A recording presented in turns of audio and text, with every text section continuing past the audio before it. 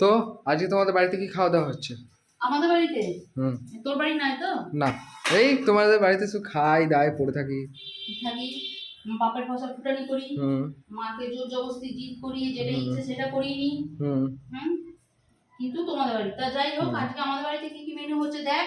কিন্তু দুবার ভাত খেয়ে যাস, হ্যাঁ, আমাদের বাড়িতে হুম হুম দুবার ভাত খেয়ে নিস। আচ্ছা, হচ্ছে হচ্ছে প্রথমে বলি, এই যে ছাদে হয়েছিল লাল শাক, সেই লাল শাকটা করবো ভাজা। আচ্ছা, ওই শাকের ডাঁটাগুলো দিয়ে কুমড়ো, আলু, একটু পটল দিয়ে, চিংড়ি মাছ দিয়ে, এটা দিয়ে একটা রসা রসা তরকারি করবো। আর তার সাথে হবে গাছ খাসি।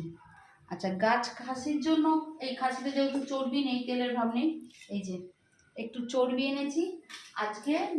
এঁচোড়টা করবো হচ্ছে খাসির মাংসের চর্বি দিয়ে। এঁচোড় সাধারণত নিরামিষ অবশ্যই ভালো লাগে, ঘি গরম মশলা টশলা দিয়ে, কিন্তু হয় চিংড়ি দিয়ে, না হলে মাংস দিয়ে বেশি ভালো লাগে। সেই না দিয়ে ভাবলাম একটু চর্বি দিয়ে বানাই। খাবি তো তুই? হুম। আর চাটনি করবো কি করবো না? চাটনি আর ডাল দুটোই। মায়ের একদম তেল কল আছে।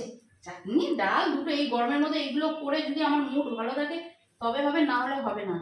কারণ এরপর আর গরম পড়লে না এইগুলো আর খেতে ইচ্ছা করবে না, এত গরম লাগবে।